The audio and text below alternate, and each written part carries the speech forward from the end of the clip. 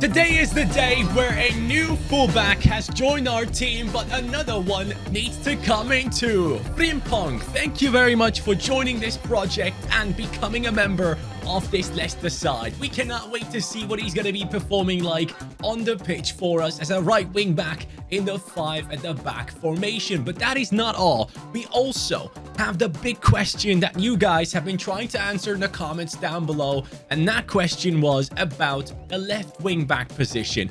Do we go for the experienced Joao Cancelo? Do we go for the young talents like Nuno Mendes with Udogie and Balde in there as well? Those questions needed answering, and you guys, as always, have come in clutch. Now, I have had tons of comments on the last video, and I appreciate you guys so much for coming in with them. There have been some incredible takes in there that I really do appreciate. But the one that really stood out to me is this one from Barca Fanatic. Oh, surprise, surprise. He says, Johnny, trust me, get Balde. He doesn't take much time to grow. Took me 2 seasons to get him to an 87. He should already be around 83 in this career mode as well. Also, his gameplay is just pure class, even as an 80 rated player. I remember how much I loved him in my career mode. Just get Balde and Frimpong, ask them to overlap and make your wingers go inverted. Just see magic happen.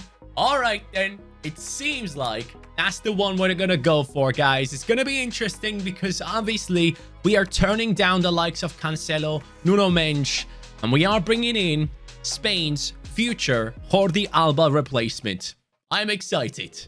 And there he is, signing for Leicester. 26 million plus Luke Thomas, the man who has been holding it down at left back for the reserves team. He is going due to the fact that Tomiyasu is a left back. Tomiyasu now drops into the reserves team and is going to play as a left back in that formation, which is a 4 at the back formation. It is perfect for him. But obviously, we are technically downgrading. He comes in with an 81, so despite the rating that people expected, he's not necessarily coming in with the highest rating here. But as you guys said, I can see him grow to like an 84 within just this season and catch up with the rest of the defense. High attacking work rate in that left wing back position, and now on the right wing back as well, we do have Frimpong.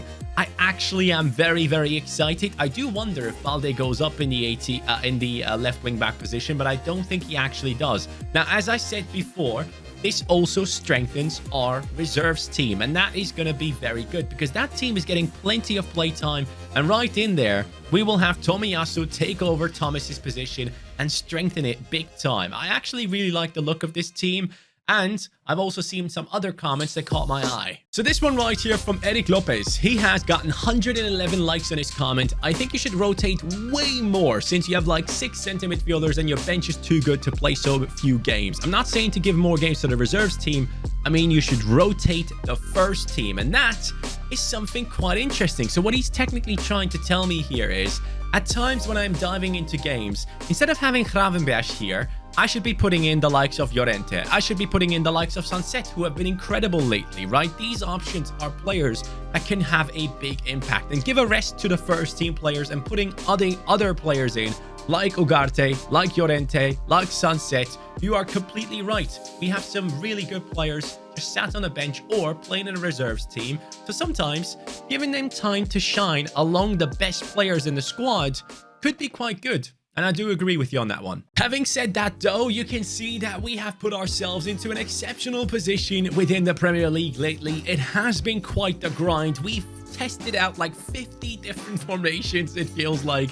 And now it seems like we have found the right one. A winning streak extraordinaire has taken us to this position, which I'm extremely excited about. December was an incredible month. And you can see before that, right here, things were falling apart at certain stages. We lost 2 games in that month, lost another 2 right there. And now we seem to be a team that can actually challenge for all the titles. So, talking about all the titles, our next opponent coming up is Tottenham in the league, and then in the cup, and then another cup matchup against Manchester United, Carabao Cup semi-finalists, and also FA Cup begins now. Frimpong is getting ready for his debut, and so is Balde. And also, as you guys wanted, I have rotated in 2 players into midfield, especially Sunset and Llorente are getting their chance here against the likes of Spurs.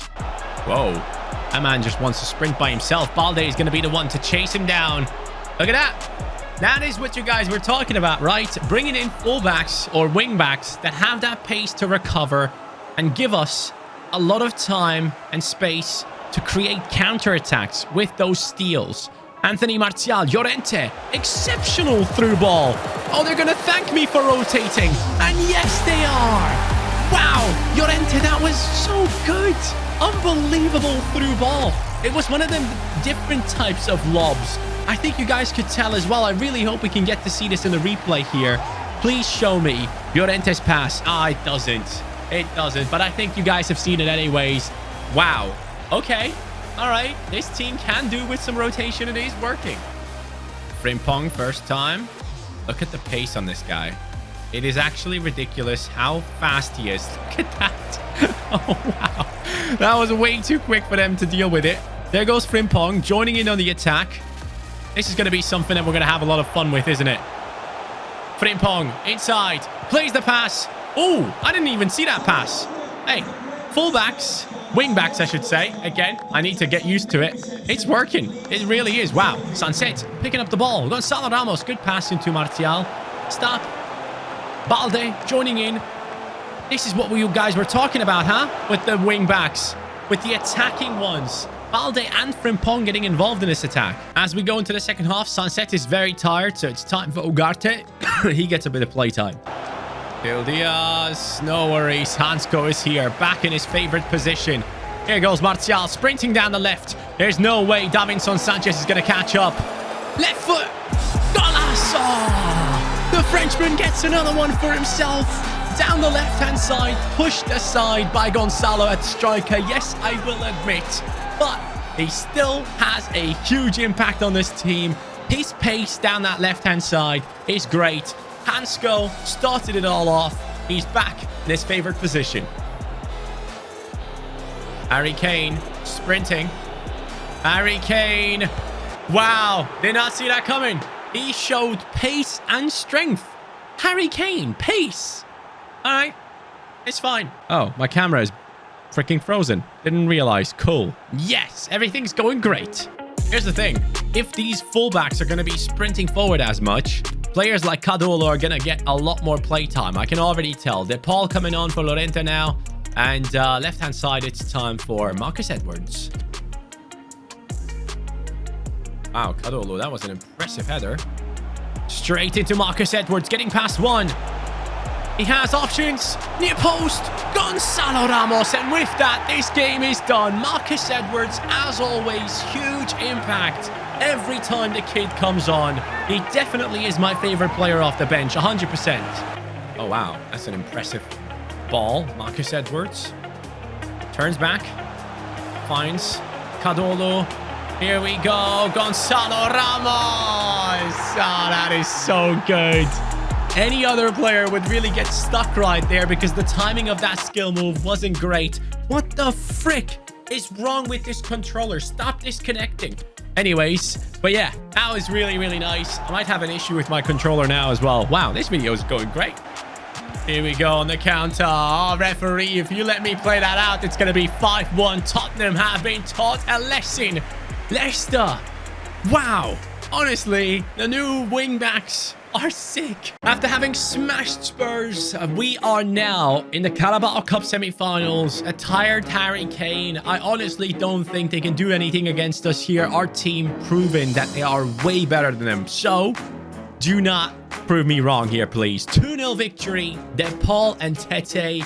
That is the result I wanted to get because obviously I didn't want to play against the same team twice here. But that is huge. We are through into the finals of the Carabao Cup. It seems to me like United is not taking this FA Cup matchup too serious, so why should I? I'm gonna send my reserves team in here and smash him. Watch what happens right here when Vahi and Daka smash him. Tete and Llorente have actually done it in the end. If you're gonna come in with a B side playing against me in the FA Cup, I will play you with my B side and put you aside. So, Mukiele, right back to centre-back, finally done. 85. Oh, wait, I thought he was going to go up +2. That's a bit of a disappointment. Just 1 point behind the likes of Manchester City, playing against one of the weaker sides in the league in Everton right here. I will give the time to my main squad to go ahead and get the job done. They obviously do have some decent players in there, especially Mitoma on that left-hand side surprises me a lot. I think he's going to be much higher rated in the next FIFA, though. Here it goes. Leicester, get me another 3 points. 3-2 in the end. Tete, once again, the one making the difference in the end. Martial with 2 goals. Hey, I'll take 3 points no matter what. After that, we're about to play Bournemouth twice, a team that is struggling even more than Everton. So I'm going to send in the lads from the reserves team and pick up a result with Gonzalo Ramos coming on as a sub and winning it. Sunset with the goal as well. But that is not where it ends. We also have a cup matchup against them. The team that's beaten them once can do it twice, am I right? Go on then, lads. Get me that result, please. 3-1. We're not keeping clean sheets, but we are outscoring our opponents with the likes of Edwards, Sunset, of course. He can't miss out, and Llorente getting involved. I actually want to know now, how many goal contributions has Sunset already had? Because I feel like every time he's part of a simulation team, he gets things done. So let's check it out real quick. 12 games, 7 goals, 1 assist from the Spanish centre midfielder. Only 24 years old right now. If we didn't have Gravenberch, he probably would be part of the starting 11. I didn't even realize that we have to play Spurs twice for the Carabao Cup semi-final. It always catches me off guard, you know. Why? Why do they do this? This should be something that they get rid of. It's too many games for no reason. Carabao Cup semi-finals twice.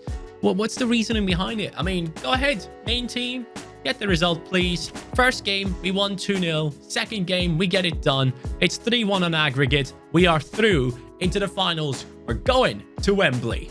Finally, it's time for a big game that we can dive into ourselves. Manchester City, 53 points. Leicester City, 52. The title is on the line. Whoever wants it the most gets to get it done today, possibly. Yes, we are playing against them, guys, and this is going to be a huge moment. It's Haaland versus our 5 at the back. It is Balde and Frimpong against Hernandez and Cabore moving forward, and of course against Foden and Rodrigo. Now, we do have a lot of players looking a bit tired here. I'm going to use Balde for the first half, but then I can sub him off. Gravenberch looks all right, but you know what? I want some defensive stability here with the likes of Ugarte coming in. I think he can have an impact on this team. But the rest of it is going to stay like that. We're going to play against Man City for the freaking title. This could be huge.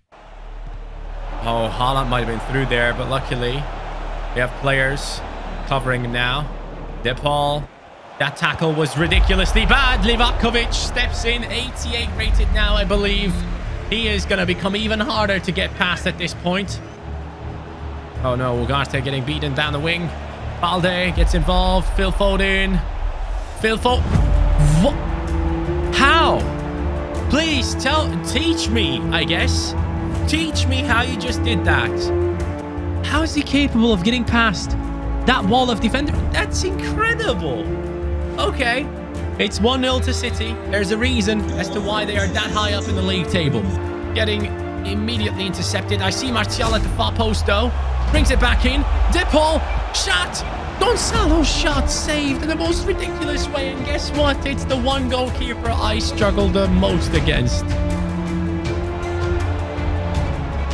You're kidding. You are kidding. I can't believe it. It's 2-0. It's the same lad again. How does he keep on doing this? How? I just don't understand. Oh, mate. Gundogan wanted to shoot, and it somehow turns into an assist through the legs of Hansko, through the hands of Livakovic. 2-0 Man City. If I can, I need to somehow salvage at least 1 point out of this game, man. Come on. Ridiculous through ball. Haaland. 3-0. Okay. I'm just sad. I'm a broken man at this point. It just seems like if we want to beat Manchester City in this title race, it will have to be a case of them losing against others and dropping points rather than dropping points against us. So against anyone so far in the Premier League in the past, what, 1.5 months possibly, we have not lost a single game. And now we're looking like a completely disjointed defense and just all over the place in general. And Livakovic dives to the floor before Haaland even took the shot. Can we see that again, please? What have I just witnessed? What is he doing? Oh, the game is completely against me right now. I don't think I've been beaten this convincingly in a long time, my friends. Leicester at home, beaten 4-0. Stadium's nearly empty by now. Everyone has left because of the fact that our team got crushed as bad as it has been. The fans are booing. They are extremely unhappy about the missed opportunity that we have just had right here. And that obviously puts us into a horrible situation. Man City now are going to be, I believe, 4 points ahead of us. Yep, they're on 56 as we remain on 52. Manchester United have been given an opportunity to catch up to us, and they have done so. Ah, man, we can't let it slip right now. We are 24 games into the season and had a nightmare of a game against City. But the one thing I could tell right there is maybe against Manchester City, we need to play a different formation. Maybe a 4 at the back could be the solution there, and just trying to take control in that midfield and see how things go. Brentford up next. Can the team bounce back as we finish off today's episode? They are a bad team, Brentford. Please, please get something done here, guys. I need you right here, right now to step up. You can't be serious. Okay, so the bad form continues into the next game. That's sad. I'm assuming that's going to give City the opportunity to go even further away but from us. Yep, 6 points it is. Still, it's not over yet. We're going to chase that down. And in the Champions League, we have our opponents coming up. Olympique Marseille. I am very much looking forward to that one. We're going to start a new winning streak, and we're going to chase them down. Trust me. Have a good day, guys. Take care and peace.